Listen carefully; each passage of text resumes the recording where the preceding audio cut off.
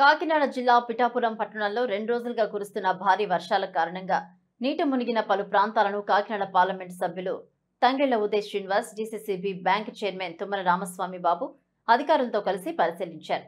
ముందుగా కరివేపాకుపేటలో 26వ వార్డులో పర్యటించి నీట మునిగిన గృహాలను పరిశీలించారు. అనంతరం చిట్టోడి దిబ్బలో 28, 29 వార్డుల్లో పర్యటించి ముంపు ప్రాంతాలను పరిశీలించారు.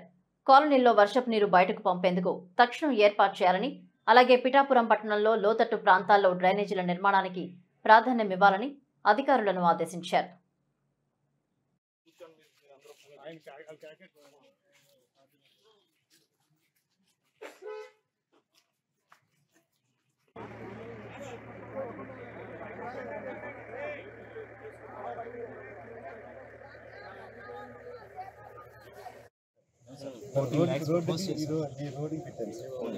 $14 lakhs ఆల్రెడీ రోడ్డు పెట్టారా? అవును సార్. అది ఎన్ని డ్రైన్స్ పెట్టారు?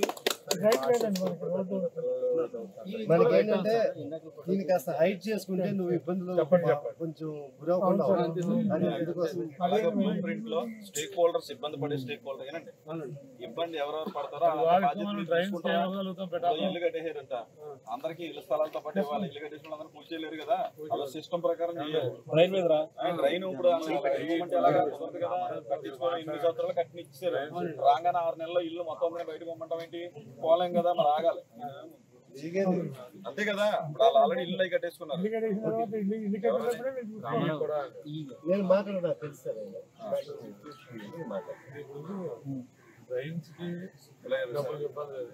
ఎంపీ గారు మాట్లాడతారు. మాట్లాడండి. మెయిన్ అది సార్ చెప్పింది. మీరు కోవడం కూడా కలుపుకోండి.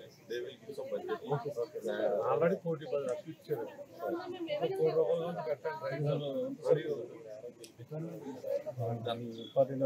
నాకు 3 days లో ఎప్పుడు పెడతారా మీటింగ్? 3 days లో మనం రెడీ చేసుకుని బ్లూ ప్రింట్ పంపిస్తారు సార్. పంపించిన తర్వాత ఎవరు ఎక్కడ వర్షం వచ్చినా సరే ఆగకూడదు. ఐడెంటిఫై చేసి మనకి ఎంత ఉన్నారో మీకు తెలియపరుస్తారు. స్టేక్ హోల్డర్స్ మిస్టేక్స్ కూడా తెలియపరచండి. లీడర్స్ వాళ్ళ ఒప్పించుకుంటారు. ఓకే అందరినీ ఒప్పించిన తర్వాత వర్క్ స్టార్ట్ చేద్దాం. మెయిన్ ఆ కాలువల మీద ఇప్పుడు పెద్ద మనిషి వచ్చి చెప్పారు ఇక్కడ ఎయిట్ లేదని. అది తీపించమంటే ఏం తీపించలేరు కదా, ఒప్పించుకోవాలి కదా మరి. అంతే కదండి మీరు కూడా.